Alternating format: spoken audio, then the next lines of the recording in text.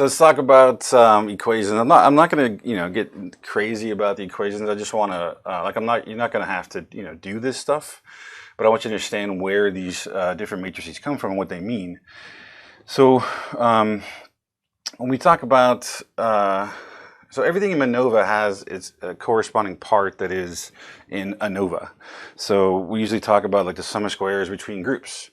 All right, well, instead of the sum of squares between groups, we now have a sum of squares and cross products matrix for between groups that is sort of in place of the sum of squares we had in just the univariate ANOVA.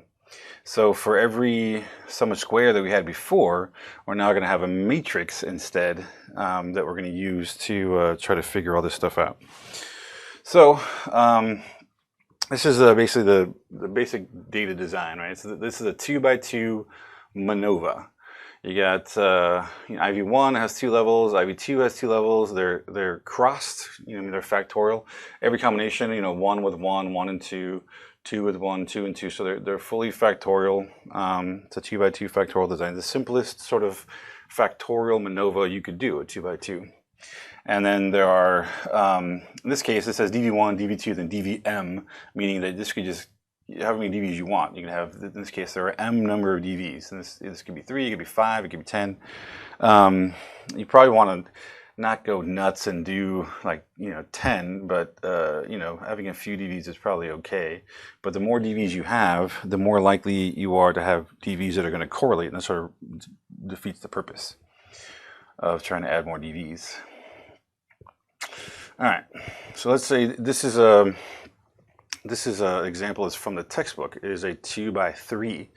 So we can call one variable group or something, a treatment, where you have there's a treatment group and a control group, right? And then you have, they're broken down by different severities of this is, I think, a learning disability or something like that. So you got mild, moderate, severe learning disability. And then this test, the RAT A, RAT R, these two things, it's like the writing, man, I forget already what it stands for. But it's basically, I think one's a writing and one's a reading and one's a math. I think it's reading and arithmetic, maybe something like that. They're two subtests of like an aptitude test. Okay, so I mean the details don't matter a whole lot, and you see that there's an IQ here that's in parentheses because in their example in the textbook they also use that to do a MANOVA. So if we control for each person's IQ level, are there still differences between treatment and control, and the different severities on the two different subscales of this RAT test. It's the wide range achievement test is what the RAT stands for, wide range achievement test. And I think one is reading, the other one's arithmetic, I'm going to assume. Now, that being said, I want to point out that if you actually follow along, because in the lecture that you have in front of you, I actually go through the MANOVA steps, and I'm not going to cover that because they're wrong anyway.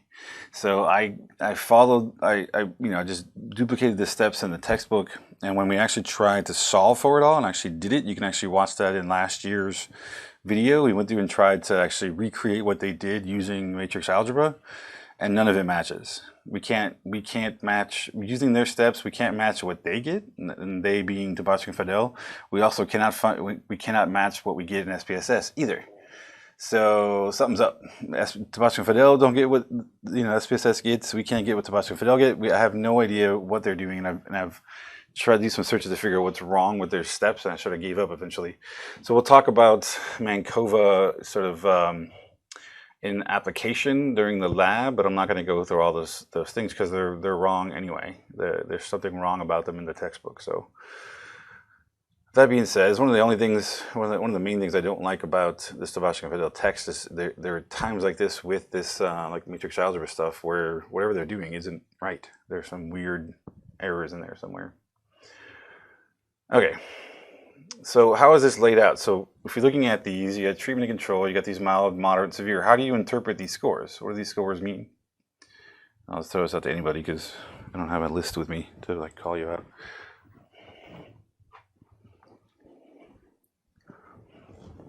I blocked the camera. Anybody? if you're looking at these scores, what do they tell you?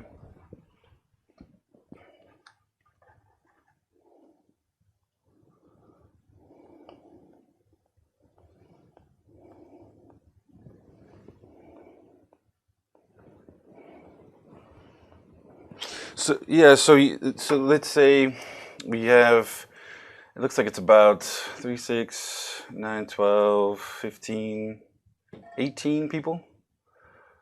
We got 6 in a mild condition, 6 in a moderate condition, 6 in a severe condition, and then they're broken up into treatment and control. I'm going to assume we're probably randomly assigned to these, but the mild, moderate, severe is something that they, it's a pre-existing thing. So if we're looking at this, like in this first one, what are these two scores? Just to make sure we're understanding what we're looking at here. So if we're looking at this 115 here and this 108, what are those?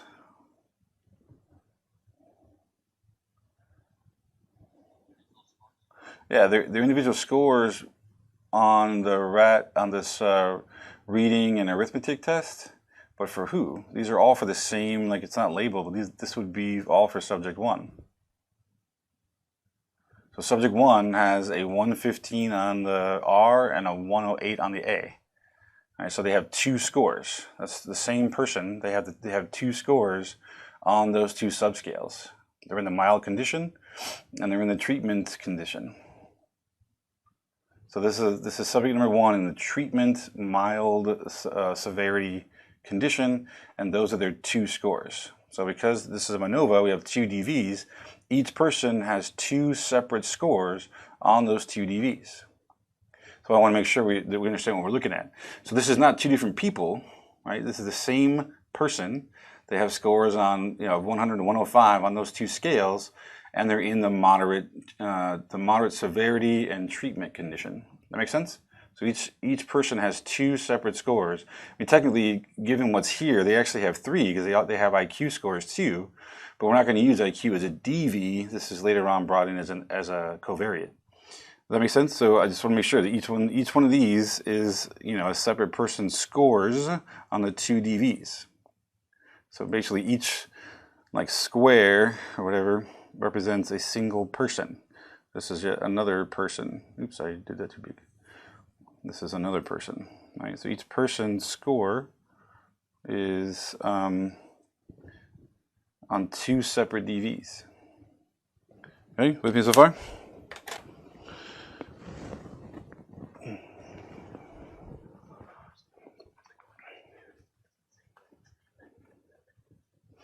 Yeah. So let's say you were working with a bunch of students in a middle school or something like that, and they took some kind of learning disability sort of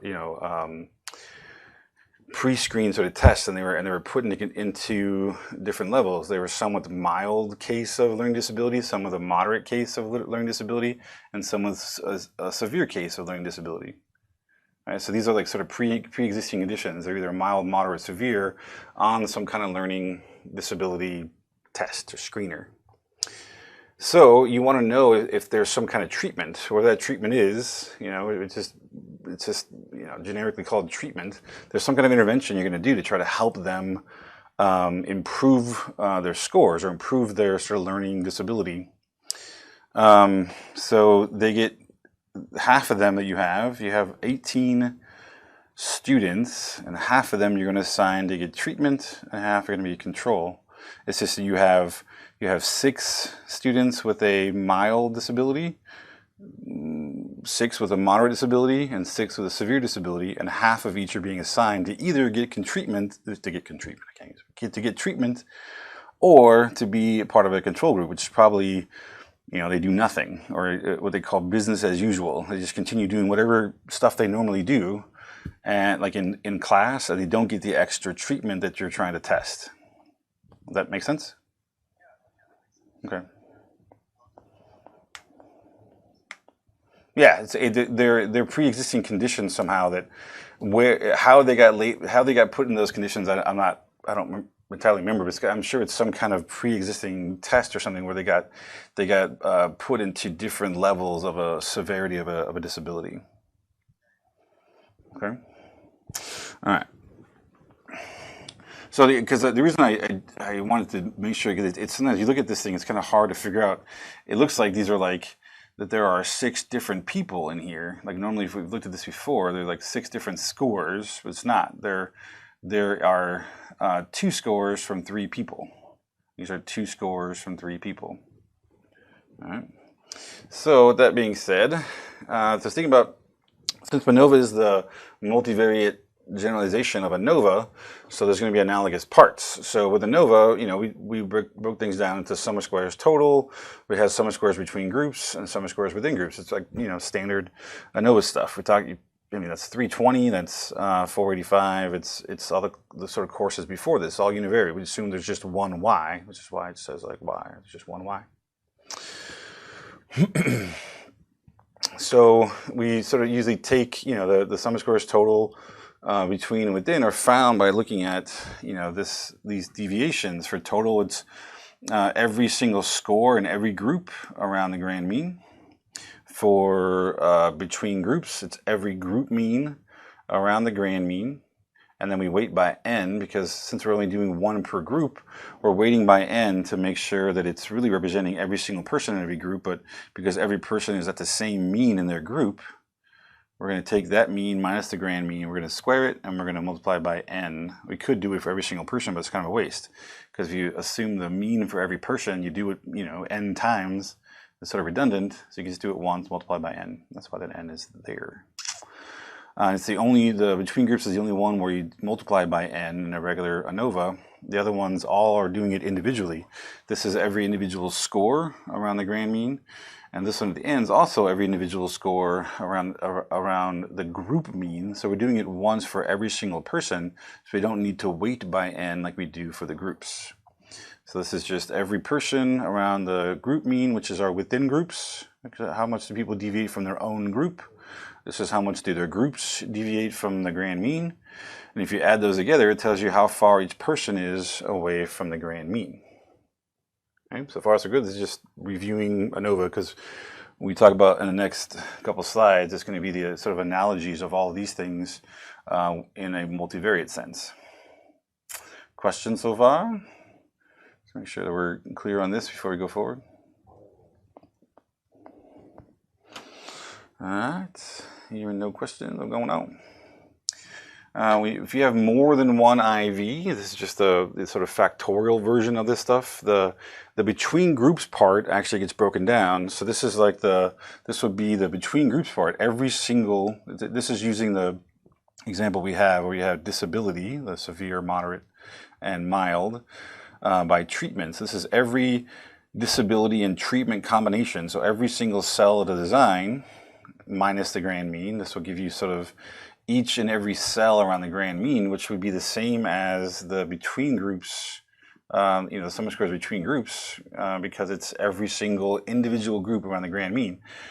Typically in a factorial design, we don't want every single cell around the grand mean. We want to break that up into what are the means for each disability around the grand mean, weighted by the number of people in each disability, the means for each treatment group minus the grand mean times the n for each treatment.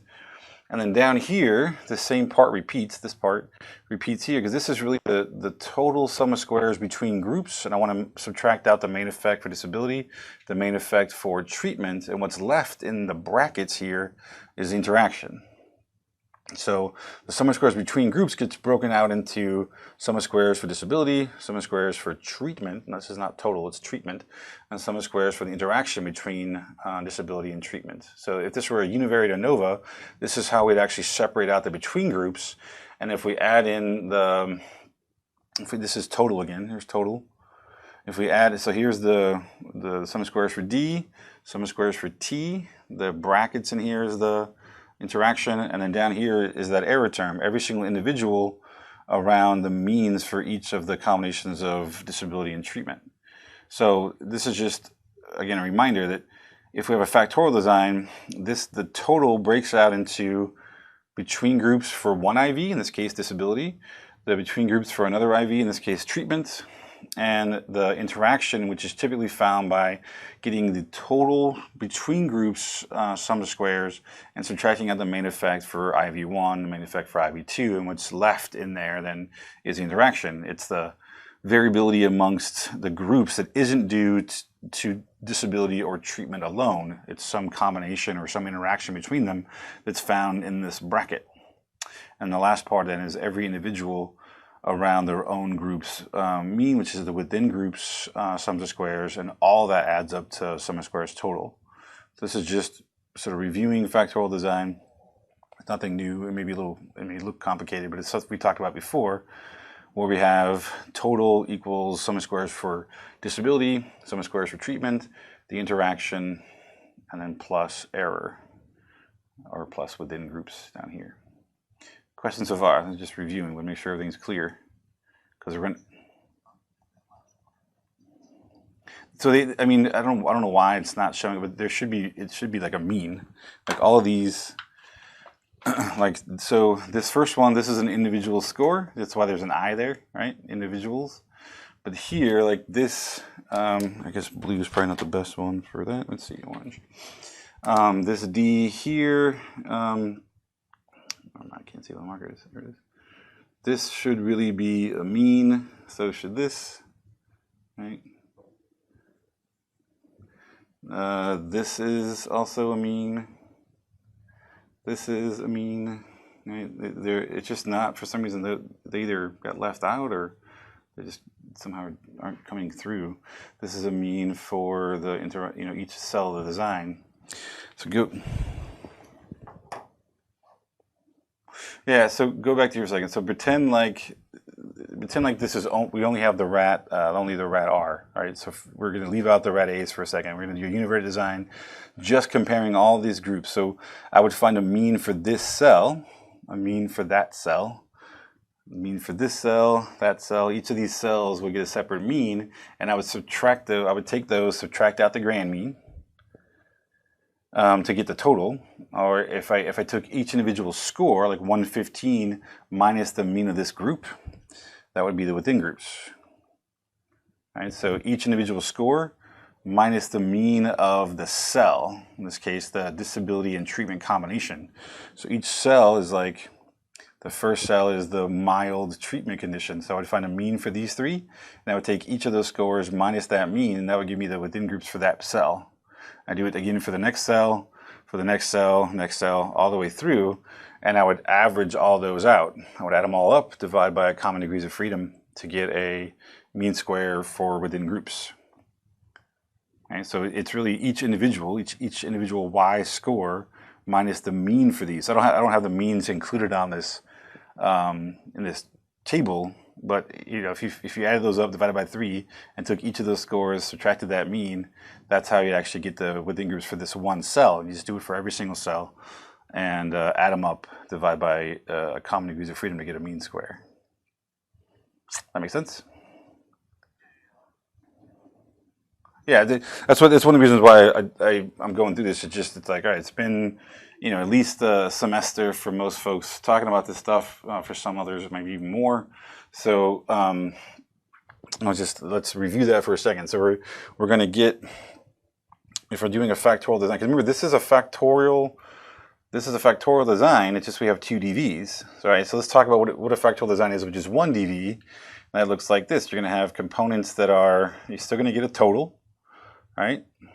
You're going to have one effect for each of the disabilities. So I need a mean for everyone who's in the mild condition. I need a mean for that group, all 6 of them. I need a mean for the 6 people in the moderate, a mean for the 6 people in severe, and I'm going to subtract the grand mean from each one of those, right? And get in that case 3 different deviations squared. I want to multiply by 6 because there are 6 people in each of those conditions.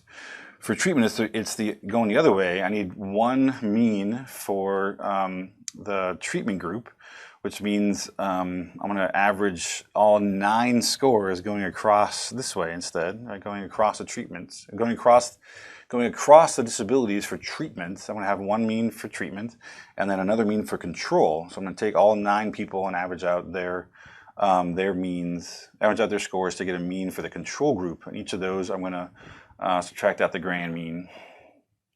And then I'm going to do the same thing for every cell. So this, I'm going to do this 6 times. One for the, mild treatment, mild control, moderate treatment, moderate control, severe treatment, severe control. I'm going to have 6 different means. I'm going to subtract the grand mean from each one of those. I'm going to square it, and I'm going to add them up, multiply by the number of people in each cell, which is in this case is 3. I already found the main effect for disability, which is here. So I can subtract that out. I already found the mean for treatment here. I go up here, right?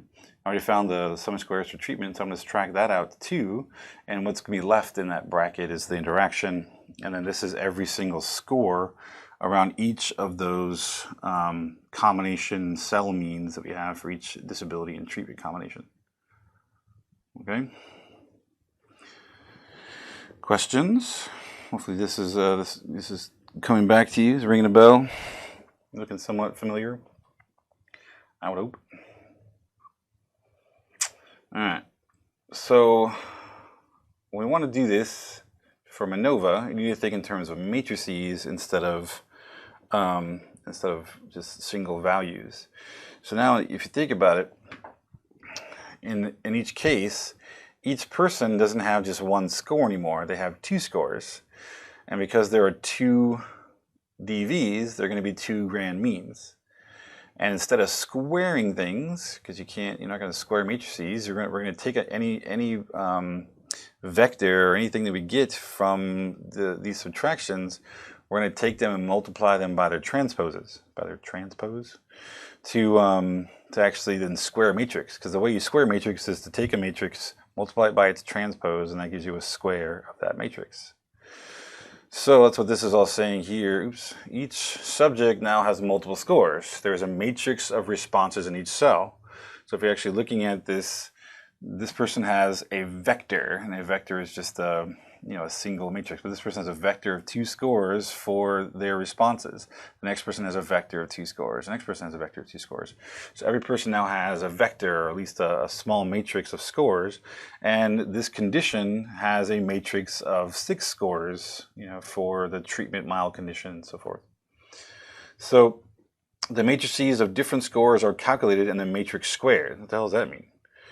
Well, if I find, say, the mean for these 3 scores and the mean for those 3 scores, and I find the grand mean, I'm going to take the 2 means for the mild condition, subtract it from the 2 grand means for the RAT R and RAT A, across all the conditions, and I'm going to get a difference. I'm going to get the RAT R minus the mean of RAT R, the grand mean of RAT R, the mean for RAT A in this condition minus the grand mean for RAT A. So I'm going to have a difference between this group and the 2 grand means, and I'm going to take that and square it. It's the same as if I was taking a deviation and squaring it from before. So when the square differences are summed together, so you do that for every single condition or combination that you're looking for, whether it's a main effect or interaction or something, and you're going to sum all those together to get a sum of squares and cross products matrix, which is the sort of matrix counterpart of sums of squares, where in the diagonal you got sum of squares, and in the off diagonal you have the sum of cross products. Oftentimes the sum of squares is SS, and the sum of cross products is SP, or sum of products. The determinants of the various S matrices are found, and then we use those to create ratios that we'll use to calculate F tests and stuff like that for the MANOVA. So I'm reading this and saying all these things, you're probably thinking it's a lot of words that I don't know what they mean, but let's actually walk through what this is. So in MANCOVA, the S matrices are also adjusted for the covariates, and again, we're going to talk about that sort of in theory, but I'm not going to go through the matrices and how to do that, because they don't work according to whatever Tabasco and Fidel are doing. They don't quite get the answer that they're supposed to. Okay, so again, this is a data set again. So let's think about this. So if you take the 3 subjects in treatment mild disability cell, okay, so all I'm doing is flipping these around. So let's think about it. So the first person is 115 and 108. The second person is 98 and 105. And the third person is 107 and 98. All I did was sort of just take them and flip them out so that this is the first person's sort of vector, the second person's vector, and the third person's vector. Okay, so those are sort of small matrices. So these are the scores in each individual score in the 1-1 cell, meaning disability level 1, which is mild, and treatment level 1 in this case is the treatment group. So these are all the individuals. So this is subject number 1, individual number 1. This is individual number 2. This is individual number 3. So far, so good. If you're not clear at this point, the next slide is going to be even less clear. Okay. All I did was take, these 2 scores, right? Are now those 2 scores. And these 2 are now those 2. And those 2 are now those 2. Okay. So now what's not in this matrix that I should have is I should have a mean. If I take 115 plus 98 plus 107 divided by 3, I can get a cell mean for rat R. If I take 108 plus 105 plus 98, I can get a cell mean for rat A. And if I did that, I could actually then start to subtract them. So these are the means. So if you can get the means for disability by averaging over subjects and treatment. So this is not for the cell, this is for disability. So if I actually were to take for disability, the first disability is mild. So this is D1. This is the first disability category. If I took and added up 115, 98, 107, 90, 85, and 80, actually it was somebody add up those 6 scores and divide by 6. Somebody add up these 6 scores and divide by 6 and tell me what you get.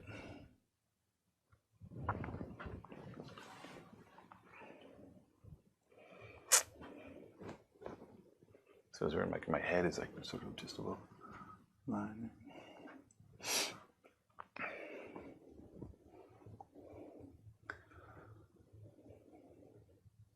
So what's the mean for rat R across the treatment conditions for the mild disability condition? All right, so for rat R, it's 95.83. That's what this is, right? 95.83. What was it for rat A?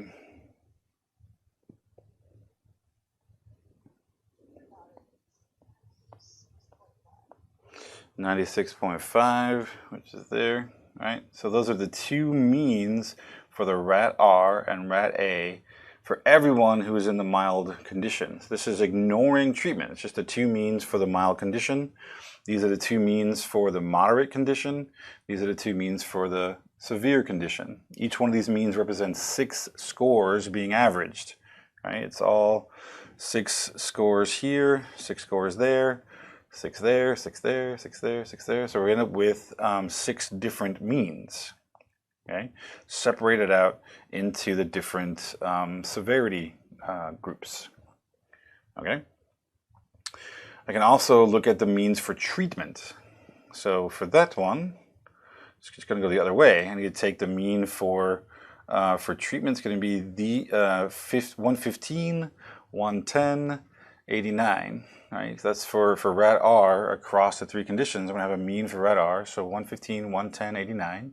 And then I have a different one, which is 108. But this is for treatment. So it's actually everyone. I'm sorry. So it's 115, 98, 107. 100, 105, 95, 89, 190. Those are the 9 scores that are in the treatment group for rat R, right?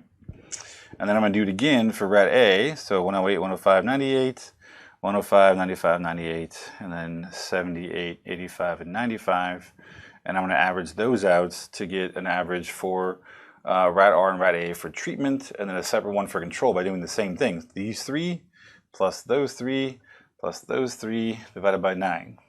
These 3 plus those 3 plus those 3 divided by 9.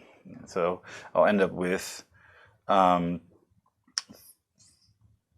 2 different sets of means. This is for the treatment group, for T1, for the treatment condition, and this is for the control condition, T2. Okay. So far I have means for the 2 DVs across the 3 disability groups. And then I have the means for the 2 DVs in the 2 different treatment conditions.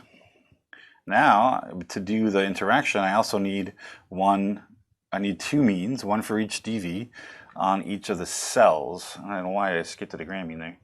But I don't have it, but I could show it to you. I would need to average these 3, those 3, those 3, those 3, those 3, and those 3 to have 6 different means for each cell for rat R. And then I would do it again for these 3, those 3, those 3, those 3, and those 3, and those 3 to have 6 different means for the rat A in each of the, for each one of the different cells. So I'm having 6 means. I think the reason why I don't have it is I think in your lab it actually tells you to find it. So it was left out on purpose, so you can actually then have to figure it out on your own. But that's where those means would come from. So with the disability means and the treatment means, we can start looking at like main effects. So if we want to look at the main effects for, in this case we also can find the grand mean too. That's probably good to mention. How would you find the grand mean? Well, and I have 6, 12, 18 scores on the rat R. Again, ignoring condition. It's just adding up everyone who has a score on a rat R. I'm going to add them up and divide by 18. I'm going to add up the 6, 12, 18 scores of the rat A, divide by 18, and get a grand mean for the rat A as well. So I can have 2 grand means. The first one is for the rat R, this one's for the rat A. So for each of the main effects, I'm going to have 2 means, one for each DV, and I'm also going to have, for the interaction, I'm going to have 2 means in each of the cells. That's just not shown in the slides. And then I'm going to have 2 grand means for the 2 different DVs. So far, we're doing the exact same thing we would do if we just had 1 DV. It's just, instead of each of these being an individual score, like normally if we just had 1 DV, we'd have a mean for D1, another mean for D2, and a mean for D3. It's just because we have 2 DVs, we're going to have 2 means, one representing each DV. Okay?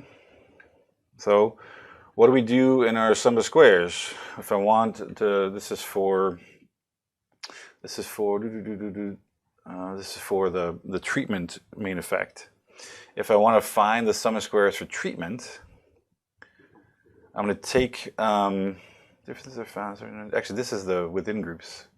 Hold on a second. Should have labeled it better. Yeah, this is for finding the within groups, like the error matrix. So if I want to, if my this is total. Sorry, I should have put it up here, and it's not there. So I'm trying to remember. Okay, so if I'm taking, this is figured out. If I'm taking the first person's score and I'm subtracting out the grand mean, which sum of square is each person's score around the grand mean?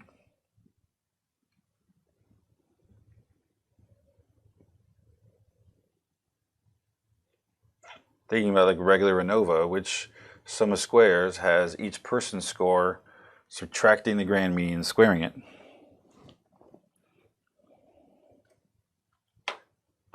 Say it one more time. Within? Nope, not within, because within it would be each person's score minus their own group.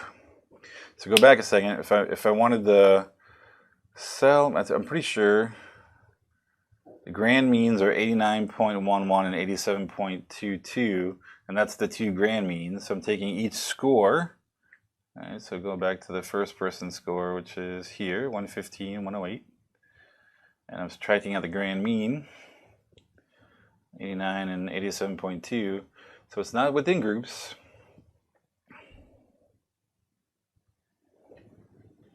It's not between either, because if it was between, I would be using the mean for like these 2 means for disability minus the grand mean if it was between groups. So it's not between, it's not within, so what is it?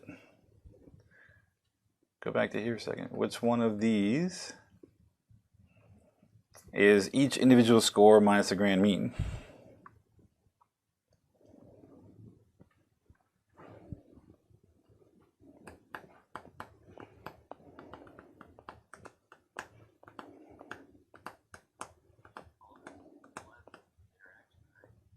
It's not the interaction either. This part, yeah. What do we call that? Yeah, it's total. It's total. It's totally total. All right.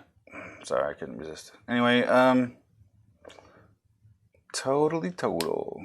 So this is where things get a little crazy. So think about this. So this is just person number one. Person number one, I take their 2 scores, I subtract out the 2 means, and I get the 2 differences. So here are my 2 deviations from the mean. Okay. Now in sums of squares, we subtract the grand mean and then we square it. Right. So how do I, if this is a vector, which is a form of matrix, how do I square a matrix? Well, I don't just square each one of these, right? I actually have to multiply that matrix by its transpose, which is here. So to square a deviation, I'm going to take person number one scores minus the grand means, there's 2 of them, I multiply that by its transpose, and that then gives me a square. So here's person number one's 2 deviations from the grand mean. Here's the transpose of that. When I multiply those 2 together, I get this matrix. So here's person number one. This is their sum of squares and cross products matrix. All right, this is a sum of square. This is a sum of square. This is a sum of square for rat R. This is a sum of square for rat A. And off to the side here is a sum of cross products. Now, the sum of cross products is a precursor for like covariance or correlation. This sort of shows the relationship between rat A and rat R for person number one. Okay? It's like their contribution to like covariance. So it's just person number one's cross product. Okay, so far so good. That's just person number one. So I would need to do that for person number 2, person number 3, 4, 5, 6, 7, 8, 9, 10, all the way through 18. There's 18 people. So I need to do that 18 different times. You're starting to see why I'm not going to make you do this by hand? I need to do this 18 different times and then add them all up. Every person's sum of squares and cross product matrix, every person's matrix, we're going to add all 18 of them up to give us our one sum of squares cross product matrix for total. So let's just write, I think it's the next slide. Nope, that's scary. That's scary looking. Let's go back. So I need to do that for every single person and then add them all up. Okay. So how would I do that for, say, let's go back here for a second. If I wanted to do that for, if I wanted to figure out the sum of squares matrix, sum of squares and cross products matrix for, say, for treatment, which is for condition, the severity, mild, moderate, and severe disability, for those 3, how would I go about doing that? Well, I need the 3 means, right, for each of those severity conditions. So I have those here. So for, let's say for condition number 1, that's 95 and 83. 95.83 and 96.5. This is for, all right, this is D1. Okay. I need to subtract from that the grand mean of each of those things, which we already found, which is here. 89.11 and 87.22. Right? I need to subtract those out. So what's the difference between 95.83 and 89.11?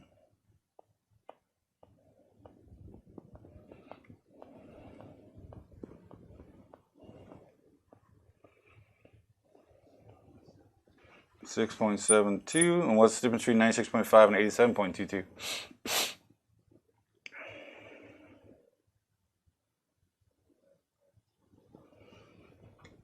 Okay, so this represents D1 minus the grand means, and those are both matrices, right?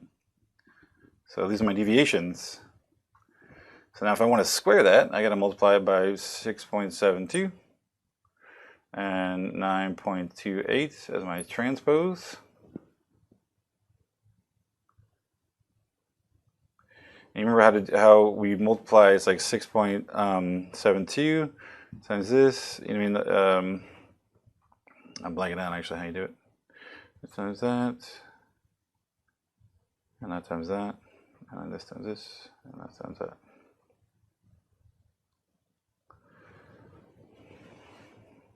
So 6.72 times 6.72.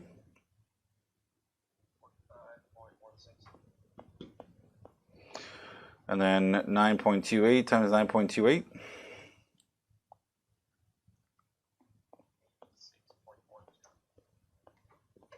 And then 9.28 times 6.72.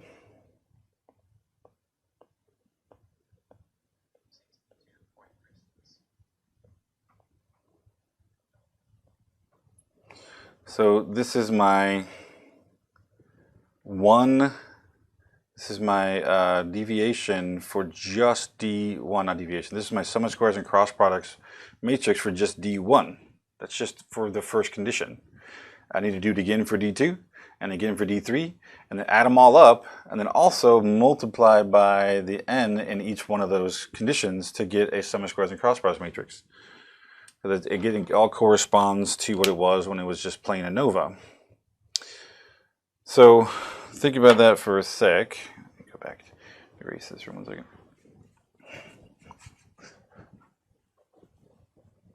So instead of just creating sum of squares like we normally have, because there's 2 or more DVs, we're going to have sum of squares and cross products together. The sum of squares, being the precursors of variance, and the sum of cross products being the precursors of covariance or correlation. All right.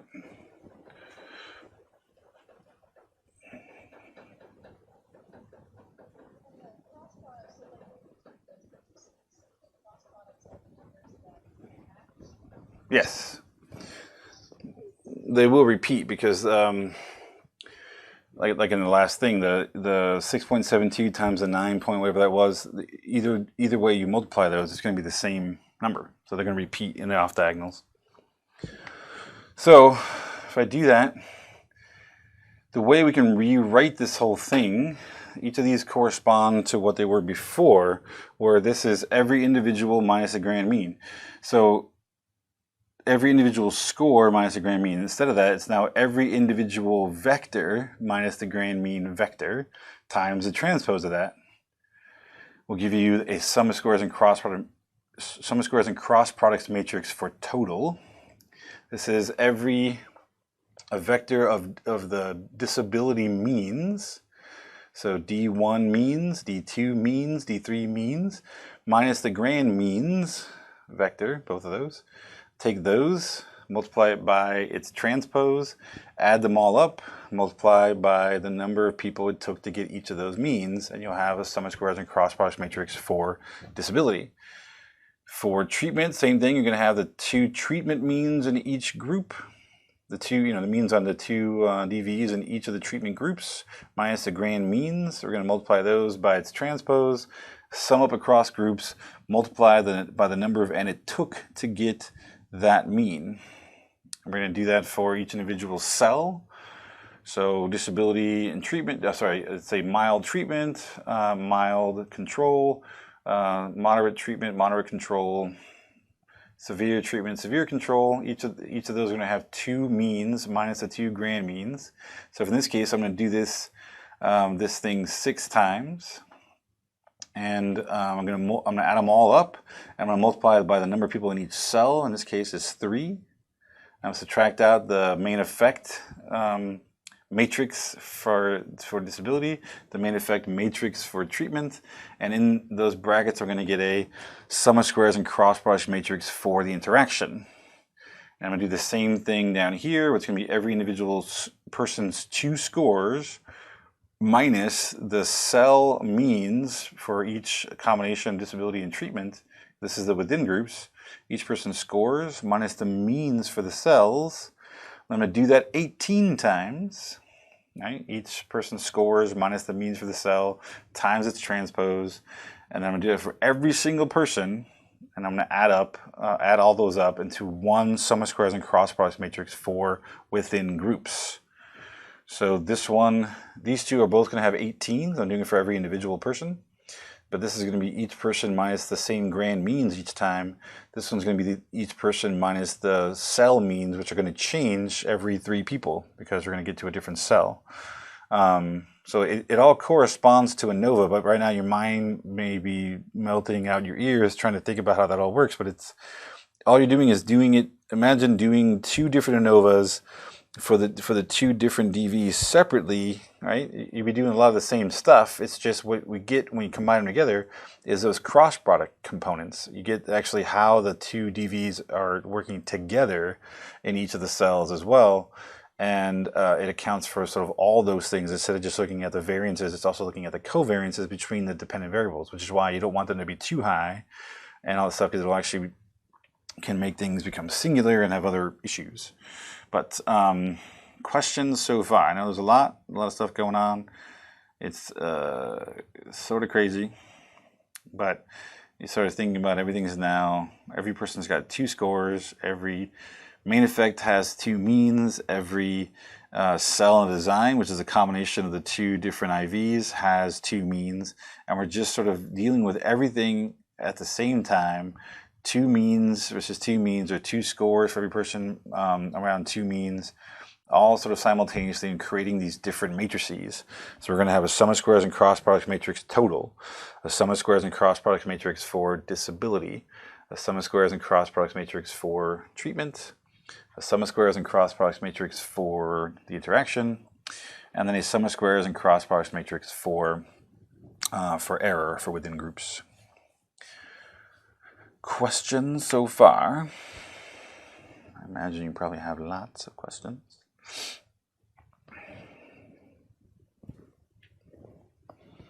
Or maybe not.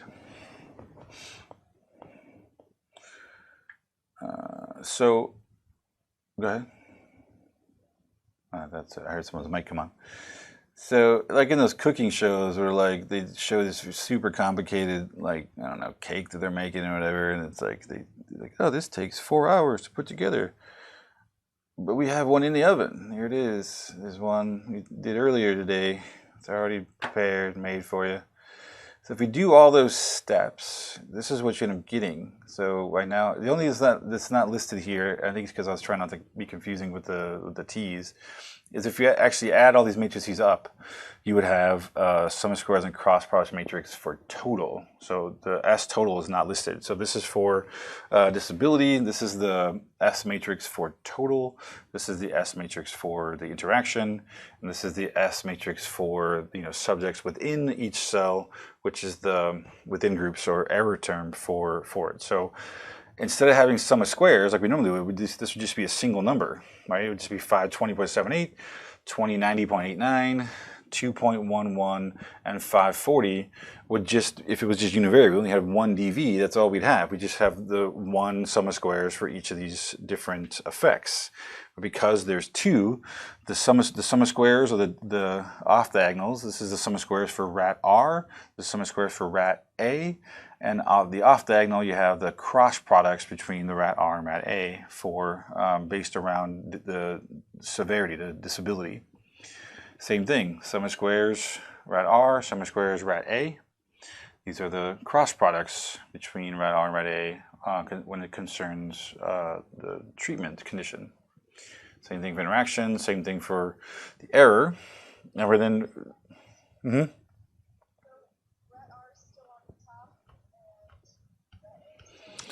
yeah, whatever the order was. Did I say it backwards? I might have. Let's see.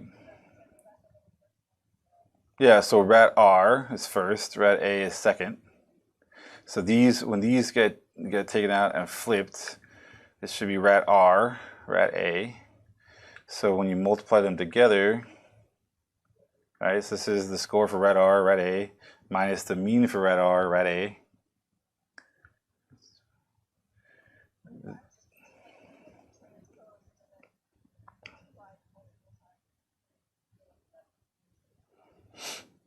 Yes, it's still, I mean, as long as you keep everything in order, which you have to, and everything's consistent where the R is first, the A is second, like that, then what should come out in the matrix, like this is for person number 1, this is person number 1's sort of sum of squares for rat R, this is sum of squares for rat A, and this is the cross product between R and A.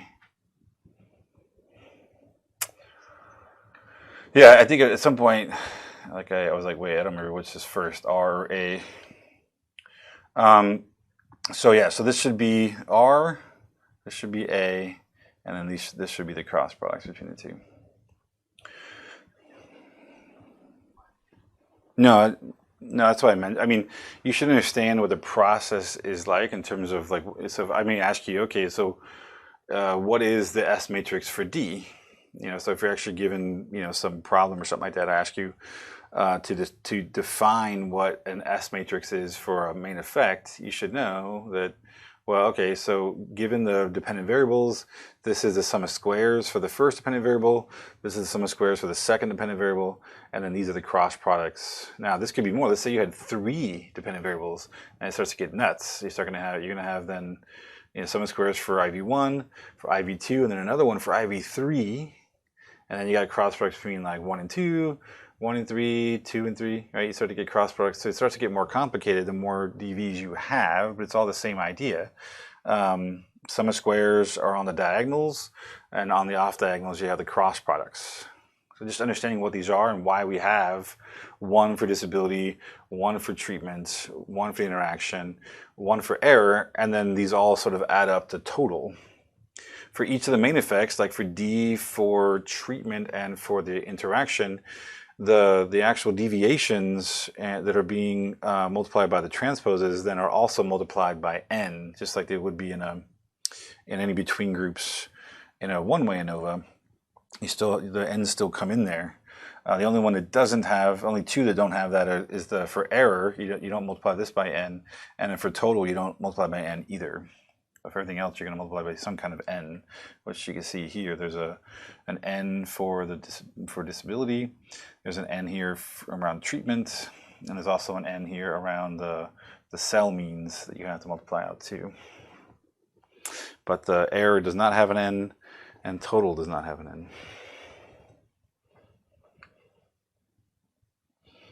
Questions about that? So what's if you have questions, go ahead and formulate them. I'm just speaking to fill in the time while you're formulating a question. If you have them, interrupt, it's fine. What's the main idea? In MANOVA, every sum of square that we used in a one-way ANOVA has been replaced by a matrix. So every sum of squares now has been expanded to being a sum of squares and cross products matrix, but they all correspond to the same sum of squares that we had in a one-way ANOVA. You're going to have 1 for main effect 1, main effect for IV1, 1 for the main effect of IV2, 1 for the interaction, 1 for error, and 1 for total. So all the sum of squares have now been replaced by cross products, by sum of squares and cross products matrices instead. Okay, so far so good. We're going to use those. Let's say sort of settle this. We're going to find the determinants, which again I'm not going to ask you to do. This is what we're going to remember what a determinant is, right? It's the generalized sort of variance of a matrix, and we're going to use that just like we did with canonical correlation and other places to find a Wilk's lambda. But there's also some other tests like Hotelling's trace and other ones, but that we'll talk about in a second.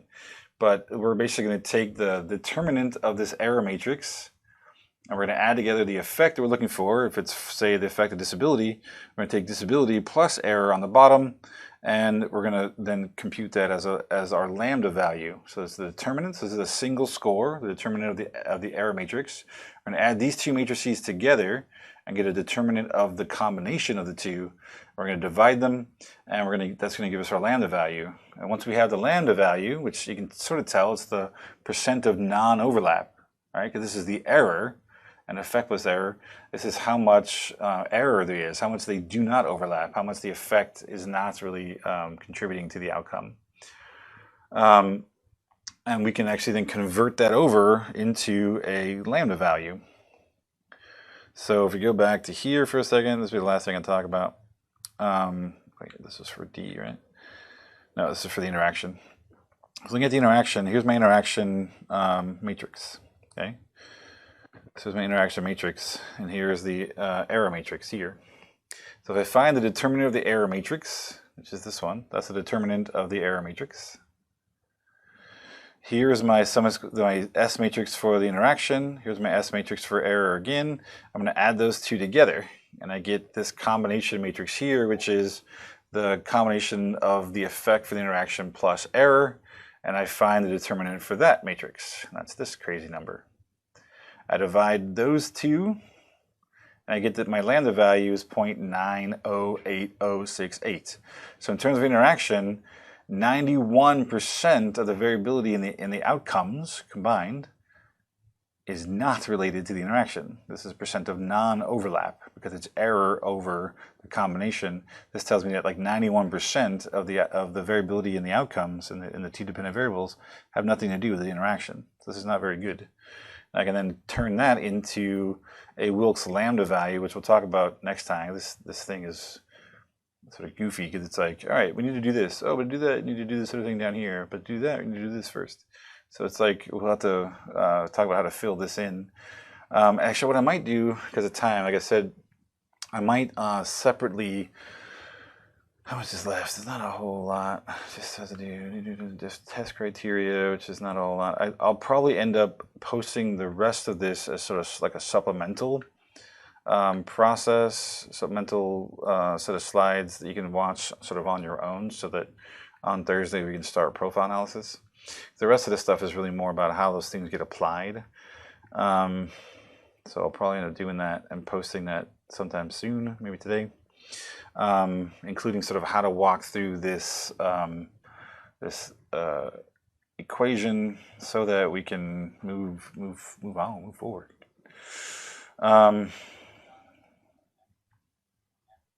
So in terms of MANOVA, you're not required. I'm not going to go over anything. So the MANOVA slides that you have, they're there. I left them like you have them. So if you want to go through them, you can. But realize all the math, the matrices that come out, none of them are correct. I copied those directly out of Statistic-Wilk and Fidel, and what students and I think last year or maybe the year before that, we started talking about, working through them. And as we did that, we realized that none of them were correct.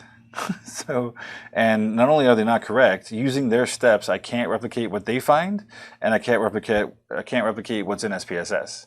So there's something wrong. There's something missing in the steps that they're using, because I can't even get what they find, and I can't get what's in SPSS either. So something's up. So instead of, because last year, it being a whole thing, we started to do it, and then we wasted a lot of time trying to figure out why it was wrong. And instead of wasting time doing that, we're just going to skip it. And we'll talk about MANOVA as an application only in the lab. Because in lab today, we'll talk about doing a MANOVA through SPSS and how to interpret it. But in terms of the mathematics behind it, we're not going to go into it. We don't really have time. We're already sort of behind so much. All right. Just like with profile analysis, in the slides you have, there's a section on doubly MANOVA. It's at the end of the profile analysis section. I'm not going to cover that either, not because I don't think it's useful, because it is. You'll likely find yourself doing a doubly MANOVA. But instead of going into detail about it, we'll talk briefly about what it is, just an extension of profile analysis to more IVs, and then that's it. Because I got to cut stuff out. We got to figure out what ways to sort of make up some time. All right, so this is a bit of a supplemental portion of what we covered sort of live earlier, but we ended up here saying, all right, look, if we're able to, go back for a second and look at this interaction here, right? We put it, the determinant of that matrix is this huge number, okay? And then if we take the error matrix, which is this one down here, that number, and add this matrix and this matrix together, right? Because that's what we need to do. Take the effect we're looking for plus the error. We have these two matrices added together, and we get this combined matrix. And we can find the determinant of that combined matrix here, which is this other humongous number. we divide that, we can actually get the lambda is 0.908068. So you can interpret that as sort of like an effect size. This is, you know, basically 91% of the variability in the outcomes and the dependent variables is not due to the interaction. All right, what does that do for us? We still want to be able to take that and turn it into some kind of test, like an F or something. All right, so to do that, I'm going to follow these crazy number of steps where, like for the F value, we're going to, with degrees of freedom of here, we're going to take 1 minus y over y and df2 over df1. Well, to find out what y is, I got to go here to figure out what y is. To figure out what the degrees of freedom are, or sorry, to figure out what y is, I need this s. So then to figure out s, I need to use this equation. To figure out the degrees of freedom, I need these two equations here. So it's like everything up here requires some other piece down below. So let's talk about how to work that out. So here's that same thing up here just to remind us. So let's think about, instead of going back and forth, let's think about our design. So real quick, just a simple little way of looking at our design.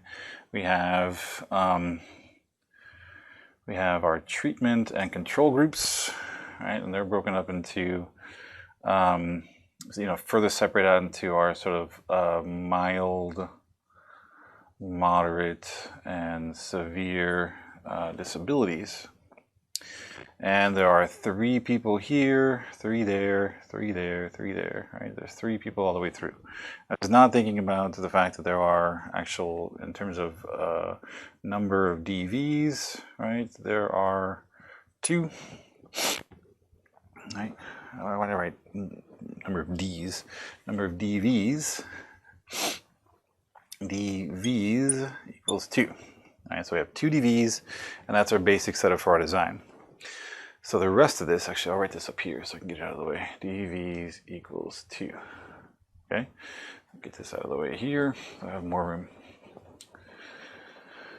So what does this say? For my F value, I need to find Y and both DF1 and DF2. All right, so let's see if we can find our Y first. But for Y, to find Y, I need to find S. So maybe let's start there. So for S is going to be, it says the square root of, now P squared, P, it says down here, is the number of DVs. Okay, so that's easy enough. So we said the DVs are 2. So we're going to 2 squared, right, times the degrees of freedom for the effect. Now, and this effect would be the interaction. So the interaction between D and T, the degrees of freedom for that are going to be, it would, you know, normally be like D minus 1 times T minus 1, right? We just multiply our 2 effect degrees of freedom together. So there are 3 levels of D, so that's 2 minus 1, 3 minus 1 is 2. There are 2 levels of treatment, it's 2 minus 1 is 1, 2 times 1 is also 2. So that's also going to be squared. The 4 is fixed. On the bottom, it's also 2 squared plus 2 squared minus 5. This is actually just a comma. It's not part of the equation. It's like a comma, you know, for all the rest of the stuff. Like, or y equals this, comma, s, blah, blah, blah, comma. So it's not part of the equation, just to make sure there's no confusion. So for s, I'm going to figure this out. So it's going to be 4 times 4 is 16. Minus 4 is 12 on top. 4 plus 4 is 8. Minus 5 is 3 on the bottom. It's still square rooted. 12 divided by 3 is 4. The square root of 4 is 2. So for all that, s equals 2. All right, that's not so bad. So now, it means my y is now my lambda value times 1 over s. Let's go back a second. My lambda value for this was 0.908068. 0.90868. Great. So 908.068 raised to the 1 over s, which means raised to 1/2, which is basically just the square root. So when you raise something to 1/2, that's basically taking the square root of that thing. So 0.908068 raised to 1/2 is just the 0.908068 square rooted is 0.953. I don't need to go out to 6 decimals. So it's basically 0.953. Okay, 0.953. All right, so now we have y, we have s. I still need the 2 degrees of freedom. So degree of freedom 1 says I need to take p, which we already said was the number of dependent variables, that's 2, times the degrees of freedom for the effect, which we already said was also 2. Right, because that was here. Nope, sorry, that was here, 2, because d minus 1 times t minus 1. All right, it's 2 times 2. So degrees of freedom 1 is 4. Degrees of freedom 2 is a little more complicated. We're going to take our s value, which we found here is our s value. So that's 2 times, in parentheses, degrees of freedom for error. Now, degrees of freedom for error is always the total number of subjects. So that's 3, 6, 9, 18, minus the number of cells, which are 6. So 18 minus 6 is 12, minus p again, just 2, minus degrees of freedom for the effect again, which is also 2, plus 1 over 2, minus p times the effect. So that's 2, again, times 2, minus 2 over 2. Okay. So let's work all that out. So 12, okay, so this is 2 minus 2 is 0, plus 1 is 1. Right, 2 plus 2 minus 2 plus 1 is 1 over 2, which is 12 minus 0.5, which means this is 11.5 in there. Minus 2 times 2 is 4, minus 2 is 2, 2 over 2 is 1. So once you get it to this point, you got 11.5 and 1, you got to remember sort of the order of operations. Multiplication comes first. So 2, so it's going to be 2 times 11.5 minus 1. So 2 times 11.5 would be 23. Minus 1 is 22. So now we can actually go to calculate the f value. So f here is going to be like the equation out there says, it's 1 minus y. All right, so 1 minus y, y is 0.953 over 0.953 times degrees of freedom 2, which is this one, 22, over degrees of freedom 1, which is this one, 4. Let's see what that works out to. So 1 minus 0.953. So this is 0.047 divided by that. So 0.047 divided by 0.953 equals 0.049 times 22 divided by 4 equals 0.271. Okay, let's make sure I get that so at least sort of right. Yeah, 0.2717, 0.272, something like that. Okay, so this is now our f value. So that means our f with 4 and 22 degrees of freedom equals 0.271. I'm going to bet that's not significant just because it's a tiny number, nowhere near greater than 1. So Anyway, this converts our multivariate test over to an F that we can actually interpret. We can look it up on a regular F table with 4 and 22 degrees of freedom and see if our value is significant or not.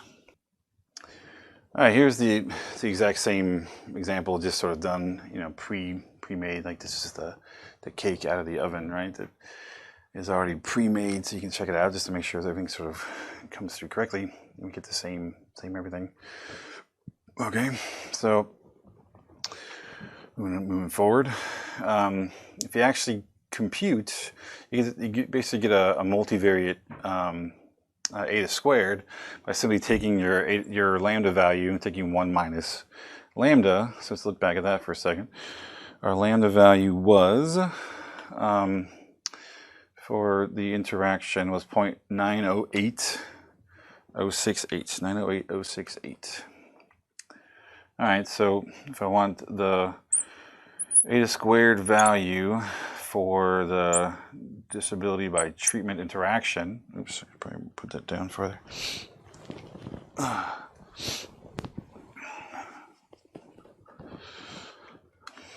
So if we want the eta squared value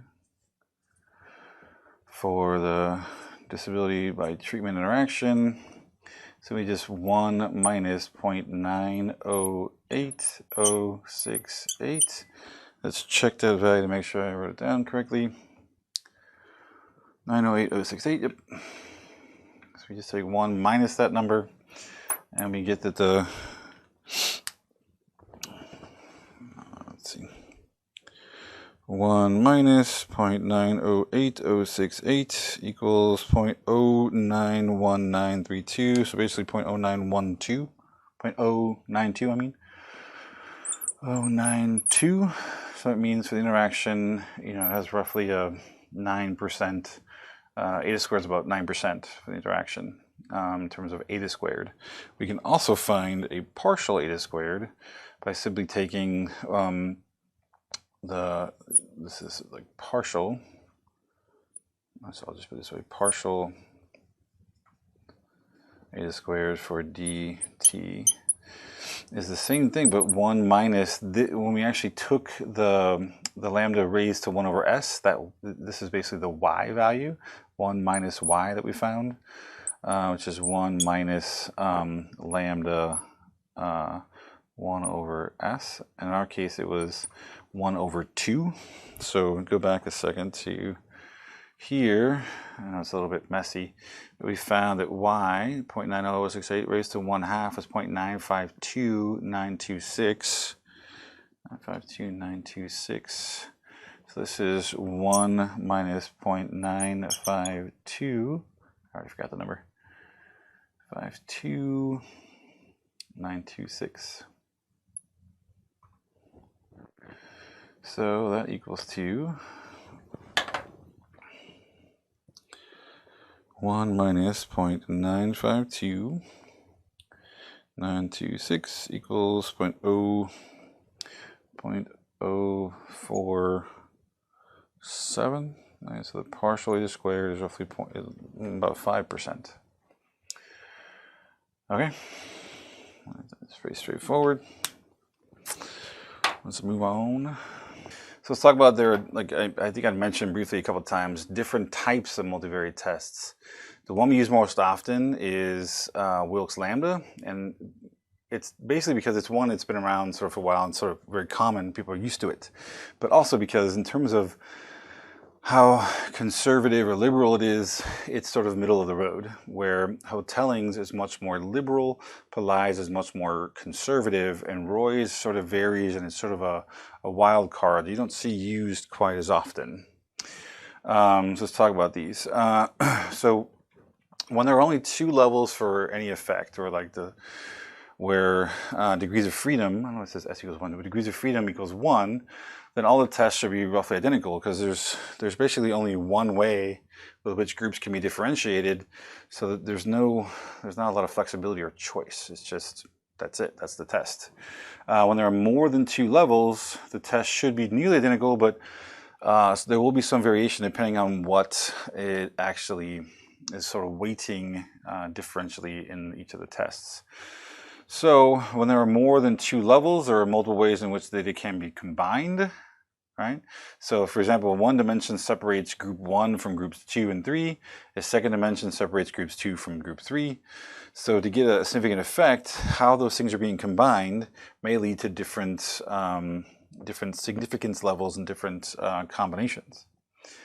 So Wilkes, Lambda, Delling's trace, and Pillai's trace all pool the variance. So one thing that's a little different is when we did a canonical correlation, we got a different test for each dimension, right? So we got like dimensions 1 through 4, and then 2 through 4, and 3 through 4, and then 4.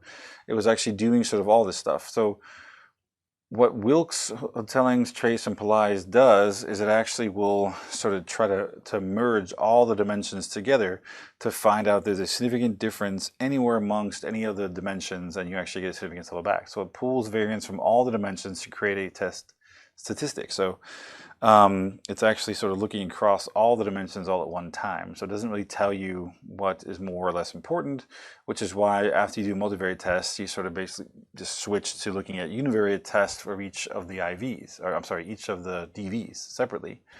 Because really any of these significance tests just tell you there's a difference someplace across some dimension, and it's not real specific about how. Roy's is called Roy's largest root because it only uses the variance from the first or sort of largest dimension to see if there's any differences, and it doesn't really pool or average across multiple dimensions. That's why it actually sort of, it may be the one that is most different from the other tests in terms of whether it being significant or not or whatever. This one can kind of be a wild card. Sometimes these will be non-significant, this one will be. Sometimes these are significant, this one won't be, but I think usually this one is the one that'll like stand out as being significant when the other ones are not, if there's any difference. So let's talk about how those work. So the various formulas are combinations of some sort of E and H. So just like with Wilkes, we're going to look at what is these are all stand for the different matrices. So this is the error matrix. H stands for hypothesized, or this is like the between groups matrix, and then error. So like we said with Wilkes Lambda before, like back up a second, we said that Wilkes Lambda was the error matrix over the effect or hypothesized matrix plus error. So that it's the determinant of this matrix over the determinant of this combined matrix. That's what this is saying back here. It is E. The determinant of E, which is the error matrix, over the determinant of the combined hypothesized or between groups and error matrices combined. It's the ratio of error to effect plus error. It's analogous to sort of 1 minus r squared. It's the middle of the road in terms of how conservative it is, but it's the actual lambda value really is a sort of anti-test, right? It's like it's looking at what is the amount of non-overlapping variance or error variance that's going on, and then the F test sort of then converts that over to an F that actually looks at the effect directly. For Hotelling's trace, so by the way, this one actually uses determinants. So Wilkes Lambda is a determinant of E over the determinant of this combined matrix. Both Hotelling's trace and Pillai's trace, they don't use determinants, they use a trace. So they basically take the hypothesized matrix divided by the error matrix, and they take the trace of that, and that gives you C. So basically, remember, a trace is they're just adding up the diagonal, right? So it's combining the error and hypothesized, taking the hypothesized matrix, like your between groups matrix, dividing it by the error matrix to get a new matrix, and then adding up the diagonal. And remember, to divide, you're really just multiplying by the inverse of the matrix. But anyway, it's H divided by E. Take the determinant of the matrix, which gives you a C value, and then there's a table. You can actually look up the C value to get an F value. This is it's analogous to an F test because it's really just effect over error, which is the same as it is in an F, right? At F, we take our effect variance over error variance. This is doing the same thing. Our effect covariance sum of squares and cross products matrix divided by our error sum of squares and cross products matrix. And we can look it up and find an F value that corresponds to that number. Okay. For Pillai's trace, it's similar, but almost sort of the opposite in terms of structure as Wilk's. It is actually the hypothesized or effect matrix divided by the combination of effect and error, and then you're taking the trace of that. Okay, so this is analogous to R squared because it's effect over total, sort of, right? So it's analogous to R squared. This one's very conservative. When you actually convert this over to an F to test for it, it's actually very conservative. So this is often used if you're having issues. So let's say you violate the boxes M test for homogeneity of covariance matrices. Oftentimes people then will switch to Pillai's trace, and if it's still significant under Pillai's, then because it's more conservative, people then feel comfortable interpreting the significance in the face of the violation of the assumption. Okay. Roy's largest root has the same structure as Pillai's. It's the hypothesized matrix over the combination of hypothesized matrix and error. So effect over effect plus error. The only difference is instead of sort of pooling, it actually looks at the biggest difference. It looks like the largest dimension that it can find. And it varies in terms of how conservative or liberal it is, because depending on how the variables combine, it could be a huge difference. It could not be that big if they're all sort of evenly divided out. So this one varies. You don't see people use or cite the values for, or the test for Roy's very often, because it's sort of an odd one. And if someone did choose it, I would sort of be suspicious of why they chose that particular test. Anyway. So just things to remember, like which to choose. Wilk's is most widely used because it's just it's one people are most familiar with, and it's been used for quite a while. It's also sort of middle of the road. It's not too conservative, it's not too liberal. Hotelling's trace is very liberal, so people justify using it if you're doing like you have experimental design where everything is very clean, you have no problems, there's no violations of assumptions, you have no validity issues, you have nothing sort of wrong with your data collections, very clean, very manipulated, then using Hotelling's may actually be justified. If instead you have a lot of problems where there's you have data with issues, unbalanced N, you've violated assumptions, there's other issues with it, switching to Pillai's may help to sort of overcome that, and actually because it's a more conservative test.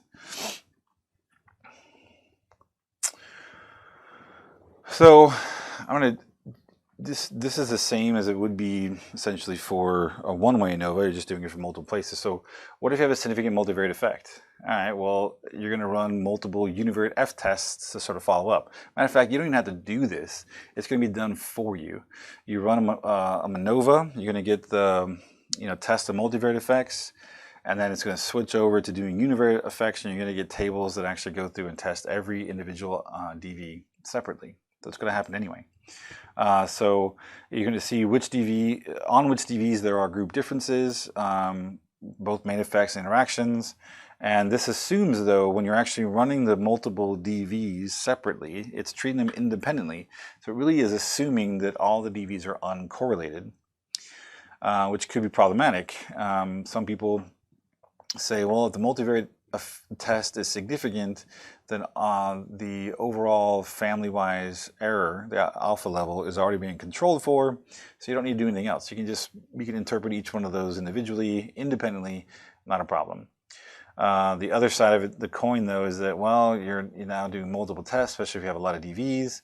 You probably should be, doing some kind of control, like a Bonferroni or something, where you're taking and dividing, the alpha by the number of tests. So if you have 5 DVs, and you're doing 5 tests, you can divide alpha by 5 and do each of the tests to 0.01 or something, so that they add up to 0.05 overall. Another thing that's sort of odd too that Tabashing and Fidel talk about, which I remember when I first read this, I was like, that seems weird, but it makes some sense. The alpha doesn't have to be divided into those tests equally either. So let's say you have you have 5 DVs and you want to do univariate ANOVAs on. You don't necessarily have to do every one of them at 0.01 and have them sort of be divided equally. You can have one be at 0.03 and then the other ones be at whatever smaller number adds up to, be at both at 0.01 or something like that. So they all add up to 0.04, whatever. I don't think I did that right. 0.005. Yeah. So you do 0.03 for one of them. The other ones could be at 0.001. No, I'm not doing it right. 0.005, so they add up to 0.01, so you get the additional 2. Anyway, so you can actually divide up the alpha level tests, the levels of alpha for each test, differentially to sort of favor some DVs versus others. But the trick to that is you should do that before you collect the data and before you run the tests. So people have no problems if you a priori, right, beforehand go through and plan out that you're going to cut up the alpha differentially across DVs. They're fine as long as you're doing that based on theory or some hypotheses based on previous research or something. But if you wait until afterwards, look at the significant differences and start to manipulate things, then that's sort of sneaky and you shouldn't do that. So it's okay to do it as long as you plan it ahead of time and don't use your data to guide what you're planning to do. That's what the very nature of post hoc is, right? If DVs are correlated, then individual F-tests are problematic, but usually this is ignored and the F-tests are interpreted anyway. So what does that mean? If you're trying to interpret independent or sort of individual ANOVAs for each DV, I mean, again, it's assuming that they're independent. If they are not independent, then you can't really assume that. So you probably should be doing something to address that. However, most of the time when you see people interpret a MANOVA and then follow up ANOVAs, they don't even look to see if the DVs are correlated. They don't really report that. And they just do the individual ANOVAs anyway and report them as if they're independent. So you can do that. This definitely seems to be a more common path people take. It's probably better to do something like this Roy Bargman step down that we talked a little bit about in lab. But so if you have significant multivariate tests with correlated DVs, you just do this sort of step down procedure, which I think is next. But if you know that the DVs are correlated, you can do the Roy Bargman step down in place of the multivariate test altogether. Just do the Roy Bargman and skip the multivariate test and just do the Roy Bargman as it's a standalone series of tests. So just to sort of clarify, the Roy Bargman is a step down procedure because the procedure goes like this. For analysis 1, you put in the theoretically most important DV, and it's analyzed as just an individual univariate ANOVA. So you do not a one-way, you can be factorial, but you do it as a univariate ANOVA on just DV1, DV1 being the most important. Step 2, DV1 now becomes a covariate, and you analyze DV2 in an analysis of covariance. So you're looking at the effects of the IV or IVs on dependent variable 2 while controlling for the correlation between DV1 and DV2. So DV1 now is a covariate and it actually removes the relationship of the DV1 has with DV2 so that you can actually look at how the IVs affect DV2 after removing the effect of DV1. All right, so step 1, an ANOVA on DV1. Step 2, an ANCOVA on DV2, controlling for DV1. Step 3, you go to DV3, now controlling for both DV1 and DV2. Okay, so DV3 goes in, you now move DV1 and DV2 in as covariates, and you're now assessing the impact the IVs have, or the IV or IVs have on DV3, while removing any overlap between DV1, DV2 has with DV3. Okay, and you can keep going. DV4 controlling for DVs 1, 2, and 3. DV5 controlling for DVs 1, 2, 3, and 4. However many DVs you have, you just keep going. One thing to keep in mind, though, is again the reason why it's important to put the theoretically most important variable in first is the further down you go, the more covariates that you include, when you're looking at a new dependent variable, the less likely you're going to find any significant differences, because you're controlling away more and more variance. There's not going to be a whole lot left for those variables to explain in the ANOVA. Okay, so that's why it's best to sort of rank order your dependent variables in terms of importance. And by importance, I mean theoretically you think this is the one that you feel like is going to have the largest effect, is the most important, and sort of on your way down, because they're going to get less and less likely to be significant as you go forward in each step. Okay.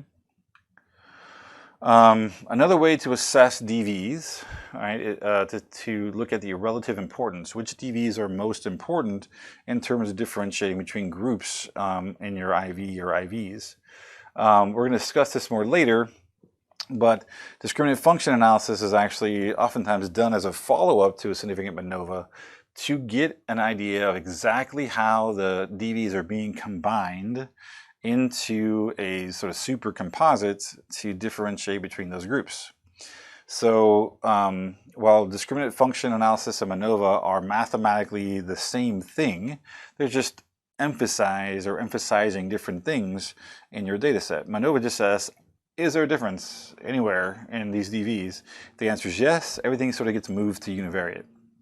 Discriminant function analysis really wants to know exactly how the DVs, what are the weights and loadings and stuff for the DVs being combined together to differentiate between the groups. So if you use this as a follow-up, it actually can tell you exactly which DVs are more or less important by looking at the loadings and differentiating between each of the groups in each of those dimensions. So using this as a follow-up to MANOVA will give you a relative importance of each DV predicting group membership. Think of this in sort of a multiple regression sense, right? It's actually telling you which DVs are more important at differentiating between the groups in the IV or IVs. Okay, I'm going to come back to that. So this doesn't make sense. It's not 100% clear now. It's okay. It's not supposed to be. We're going to spend a chapter talking about discriminant function analysis and how it can be used. But it's basically, it says MANOVA flipped around. It's MANOVA flipped around because MANOVA is how do these IVs, are these IVs significant on these DVs, right? So IVs are the predictors, DVs the outcome.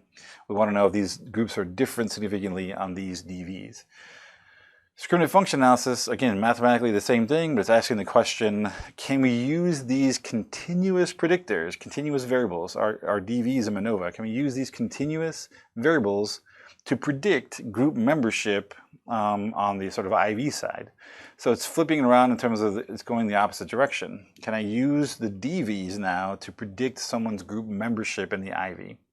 So it's actually doing that by trying to figure out exactly how to weight each of those dependent variables to differentiate between the groups so that we can actually use that to predict group membership. So discriminant function analysis will tell you the relative importance of dependent variables, but looking at loadings and that kind of stuff, where MANOVA does not give you that information, even though it's sort of doing the same thing. MANOVA just sort of skips over that stuff. Once you, whether you're doing a Roy Bargman or looking at univariate ANOVAs, once you find significance with both multivariate test and univariate test, and you have more than two groups, or you have an interaction or something, then you need to do follow-up tests, just like with anything. So you're going to do something like t-tests, Chaffee, Tukey, adjusted post hoc tests, something to actually get it down so you're comparing one group versus another. Those comparisons can be complex. It can be group 1 versus groups 2 and 3. That's perfectly fine. But you need to sort of break it down so you're doing two group comparisons to find out exactly which groups are different. Again, the multivariate test tells you there's a difference between the groups someplace on some of the DVs. The univariate test tell you which DVs groups are different, but it still doesn't tell you which groups if you have more than two. So you need to do follow-up tests like t-tests or something to actually find out exactly which groups are different in order to sort of figure all that out. So really it starts off MANOVA, the multivariate test, if that's significant, go to univariate test. Any of those are significant, you're now going to follow it up with like t-tests or post hoc, Chaffee, Tukey, those kind of things to figure out which groups are different. Just like with any test discussed previously, I sort of mentioned that you can do it planned or post hoc. If you plan them out, meaning you hypothesize them ahead of time, you're doing it a priori, you can do it without any penalty. You can actually take alpha 0.05 for each one of them. As long as it's planned out ahead of time before you collect the data, then it's a priori and you can actually just go directly to it. So plan comparisons can be written into SPSS syntax and actually done as part of the whole thing. If you're doing a post hoc, you can do things like Chaffee or Tukey to adjust for the number of tests you're doing, or Bonferroni, or any number of, pick your favorite post hoc type test. You can do any of those. So you can do it either as planned or as post hoc, and that's it. That's it for the sort of end of that. You'll probably notice that the slides you have that have MANOVA on there are not included here, because I'm not going to spend time going through the MANOVA corrections, because again, there's an issue where I can't get it to match the book or to SPSS following the Tabashek and Fidel steps. So until I figure that out, I'm not going to do the MANOVA stuff anymore. We'll focus on MANOVA as an application in lab, which we already did, and how to interpret the output, but you're not going to be responsible for understanding the MANOVA equations or corrected matrices. Anyway, that's it. Have a good one.